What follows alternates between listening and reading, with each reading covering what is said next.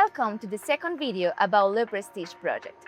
If you watch part 1, you already know about the idea, the location, and what this project is all about. But since then, a lot has changed and the project has moved forward. Today, I'm here with Mauricio. So, Mauricio, how are you? It's great to see how Le Prestige has changed since last time. Yes, it's going to be a very interesting follow-up video. We're very proud of where the project is today and where it was and where it's heading. We're sitting here a block away. We're actually just behind the Hilton Hotel, which you will hear a lot more about in this episode as well. We're going to do 12 questions and let's start. Before we talk about the building itself, a lot of people keep asking us the same question. Why does this project exist? What is the idea behind it? We did touch a topic in the first video, but we can get back to it. And is that Medellin basically outgrew itself. It went from a backpacker dreams to being today one of the biggest digital nomad cities in the world. And the people are coming here now, they also can choose between Tulum, Miami, New York. And if you're looking for luxury real estate, you don't really have anything that checks off all the boxes. For example, what is very normal to go in an Airbnb and see, it's luxury small units. They're ranged between 60, 80, 90, 120 square meters. And they're located here around Poblado area. They're very nice, but not as luxurious as a 200 square meter what you're used to when you're coming from Miami or New York or in Tulum. So this high-end segment is not really tapped on, and that's what we're doing with Le Prestige. We're going to fill this branch. And the second option that could be, if you're looking for luxury real estate, it will be one of these big houses that is located normally in Las Palmas, in Envigado. So you can either have a big place, but you need to sacrifice the location, or now you can choose Le Prestige. They have the location, you do have the size as well, and the privacy that you're looking for high-end luxury apartments. And what about the view? Like, I think the Le Prestige has a really nice view. Oh yeah, of course, floors. the view and the amenities. Although in the Las Palmas area, you can also get a nice view. So, and in a smaller apartment, you can also get the view. But all these three combined with view, the amenities, the location, it's just unheard of. Now. One thing that really caught my attention is that there is only one apartment per floor. Yeah. So normally, most developers put as many apartments as possible in one building. So why did Le Prestige do the opposite? That's a good question. As you're saying, as we said in the first question, is that a lot of units are exactly that. 100 square meter, tucked in within like 4 or 5 different neighbors, and they still call themselves luxurious apartments. So our vision is the exact opposite. We do know, as we said in the first question, the clientele is already here, but they're not getting catered to enough. There's no building that fills all three. So we're going for big apartments, 1 apartment per floor, private elevator, 3 spacious bedrooms, not only like a hotel bedroom, but like a spacious bedroom where you actually want to hang out, watch TV. In most of them you have a private jacuzzi, walk-in closet, big bathroom. So it's not like a crowd little hotel. And we think that the market is actually wanting this, but it's not out there. So that's what we're going after. Really exclusive. Really exclusive. And once again, other brands that's done the same. As you can see, Hilton at the same block. They're not buying this land just because of a gut feeling. They do demand and supply analysis. They look at the long term of Medellin, how they're projecting it to be. And they also see that there is a niche that is untapped and it's a high-end real estate market. I want to ask you about Calle 11 specifically. People are calling it Millionaires Row. So what's actually happening on that block? And why that nickname? Actually, the neighbors, they're quietly starting to call it the Millionaires Row. And it's just because of concentration of high-end buildings in the area. As you can see here, we have Barreca next to us, which is a brand new development. Then we have Los Patios, also finished just this year. And then after we have Le Prestige. So just on the same row, you have 3 very prestigious buildings. And due to that, the Millionaire Row nickname, we're neighbors with Hilton Hotel. And we all know if Hilton do a market research, it's going to be one of the most expensive one on the market. So we're just taking back on them, and that says a lot about our location here. The article you post says Medellin had 1 million foreign visitors in 2025, and luxury tourists is growing fast. Does that impact real estate investment or is just a headline? Well, obviously the headline is very nice, 1 million visitors. Well, what is really important in this article is that it's not only how many tourists are coming for this specific project, it is what kind of tourist is growing most rapidly. In 2024, it was luxury tourists that was growing the fastest. And behind you have leisure tourists, you have people coming for ecotourism. And for the luxury tourists, you have people from Miami, from New York, they're flying in for a long weekend and they would have their anchor at Le Prestige as a base. But then these kind of tourists, there's also out spending 5 to 15,000 USD just in a long weekend trip. They're going to El Cielo restaurant, they're going to Don Diablo, they go to Guatapé, they can have a helicopter tour. So the activities that they can do here, they're expanding, and we think that they need somewhere really nice to live, and they don't need to go out to Envigado 40, 50 minutes out in a nice house with a pool. They can be in a 200, 300 square meter apartment right in Provenza, infinity rooftop pool, gym on the 15th floor with an insane view 60 meters up there. I looked at other luxury rentals in Poblado like Belmont, Penthouse, Energy Living, Wake. What does Le Prestige offer that those properties don't? So of course, when you talk about Le Prestige, it's important to have in mind the comparables. What are people choosing from instead of Le Prestige? Or which people we trying to attract to go to other buildings? So the 3 buildings that you said, that was the one that we chose in the article to investigate closer. And we think that each of these buildings or penthouses, they confirm different things. For example, we're here in Provenza. It's known as the best location for luxury real estate. And we're close to Wake, one of the most iconic building now in Medellin, and on Airbnb is renting between 400 USD up to 800 USD a night. Having in mind that on the Airbnb listing it's only 4.7 star review, maximum was 5. And we say at the agency, if you are below 4.9 for your listing, that will affect your overall income. That being said, obviously Wake is an amazing building. They have the location, they have the restaurants here, they also have a pool. So that's Wake. Now we can go to Energy Living.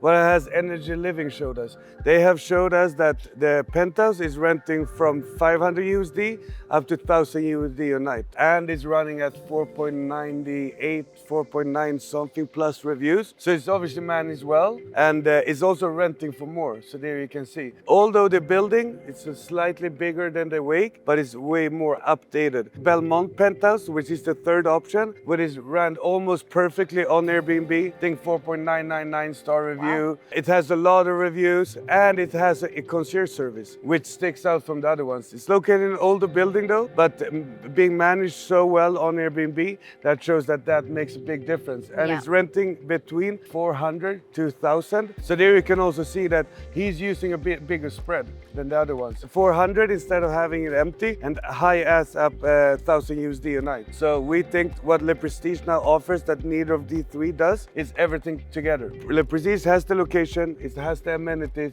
it's high-end real estate, and it's also going to be a hotel feeling when you enter the building with a lobby that is 9 meters, it's a check-in, you need to register, it's very secure. It's more operated like a high-end luxury hotel. So basically the product is strong, but good management is what really turns it into a successful investment? The location is already there. What is left for Airbnb and property management? It's the execution. So this Airbnb building, it needs almost to run as a 5 luxury star hotel. Compare again to like a Hilton. Me, in addition to selling high-end real estate in Medellin, the company, we're also doing property management. So that's why we know how important this can be. As we spoke about in the other question, about how Wake is doing and the difference between 4.7 and 4.9 star review, it's crucial. So this building, the HOA, is going to work very closely with the property managers in the building. Obviously, this building, you can run your own daily rental, you can live there, you can choose however you like. Although the building is going to offer an in-house property manager, and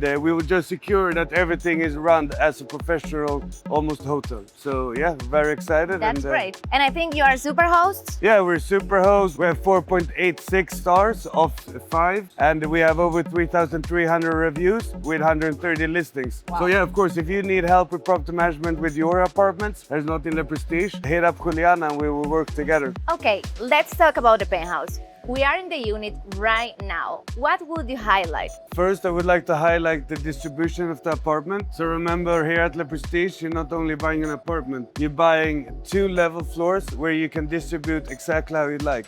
If you want to have 3 bedrooms, 4 bedrooms, 5 bedrooms, it's possible. For an investment purpose, we think that a 4-bedroom would make a lot of sense. Because of the technical issues, we can't really go around and show you the distribution of the apartment. But remember, here we come up by 2 elevators. Each level has their own elevator. You come out to the living room, you get met by the jacuzzi to the right with a big terrace. And to the left, on the first floor, you have the bedrooms. And there we would recommend to make 3 bedrooms. Come up on the second floor, you can choose to go by the private stairs here. And that's another thing. Those stairs are here right now. If you think this takes too much space in the middle of the unit, you can move them to the walls. So what you see now is more or less what's gonna be sold, because the owner is gonna be able to customize the penthouse however he likes. And we think that is a big plus factor, because if you buy any other properties, you more or less buy what the developer tells you. While here, it's a teamwork, and that's the big highlight here. And what about the jacuzzi? Well, jacuzzis should be talked in plural because you have 3 here. You could probably have more. Wow. At the first level, you have the bigger jacuzzi. It's built to entertain. It could be about 8 people jacuzzi. In the master bedroom, you can have a jacuzzi or a hot tub. It's totally up to you. And then one of the other bedrooms, you can also have a private jacuzzi. Do remember though, more jacuzzis, more maintenance, so don't overdo it. Of course, if you buy it to live in and you enjoy it, it's totally up to you. But for investment case, I would say 2 would make sense. Let's talk numbers, because this is what people really want to know. What could a realistic income scenario look like for this penthouse? I want an honest answer, not the best case scenario. Okay, so let's go with a very realistic and conservative amount.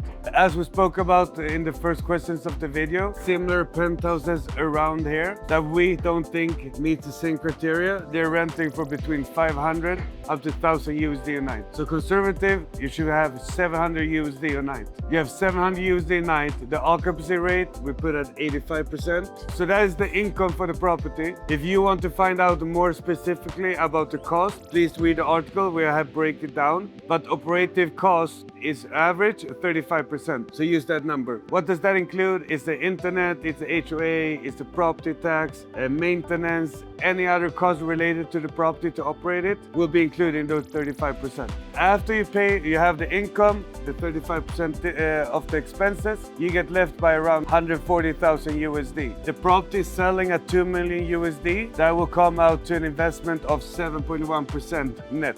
So that's how the number looks here conservatively. What depends on that, if they're gonna be successful or not. It's obviously the maintenance, the property really worth this amount of money. And if you go into Airbnb and you see all the comparisons, you will quickly find out that a property in Provenza, 2-level property, 400 square meters, with all the amenities that we have brought up, we're comfortable saying that this is very doable. In the article, you say 85% occupancy. Is that realistic? Is that you are seeing in comparable properties right now? We run an Airbnb portfolio of 130 units, and 85% is very doable. The majority of well-run Airbnb in the Provenza area, if they're not running 85% occupancy, you're doing the pricing wrong. So it's very doable. What needs to be in place? Revenue management. You need to make sure that your occupancy is according to the seasons of the high and low during the years. And with all that in mind and high reviews, you will be able to run above 85%. So that is a conservative, very realistic set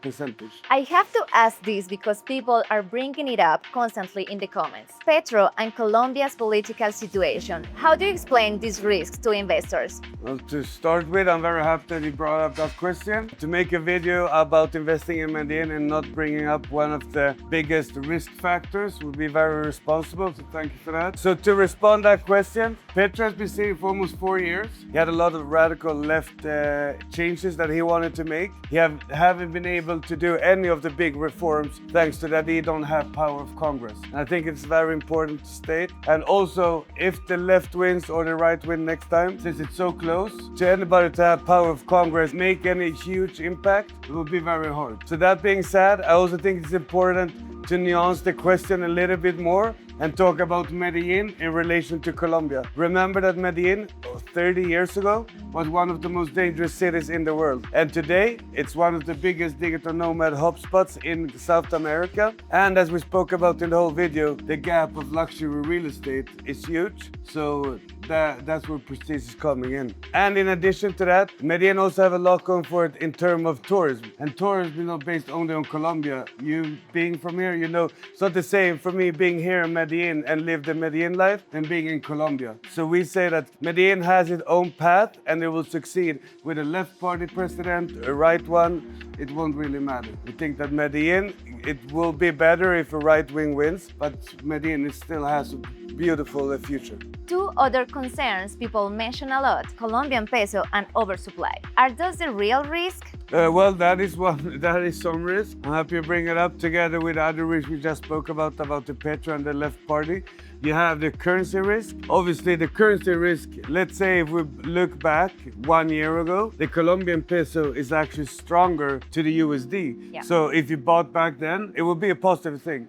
That being said, it's incredibly hard to predict the currency and how it's going to go because it's so many factors involved. So yeah, it's a risk. It can also benefit you. It depends on what end of the stick you are. But in long term, the peso will or has in the future depreciate against the USD. What is a little bit of hedge there is that the rent here, you get paid in USD. So every month that risk goes down. And also this kind of properties here, the most people who buy and sell these properties, they're always talking USD. For example, when we promote this unit, it's 2 million USD. No matter how the COP goes, the developer is asking for 2 million USD. And that was one of the risks. So the second risk you were speaking about was that Oversupply. Oversupply. And once again, the oversupply is real for some units. We'd say that's more real for unit that is between 90 up to 120, 130 square meter. Why? It's because there's so many developers who builds that kind of projects. As we're saying,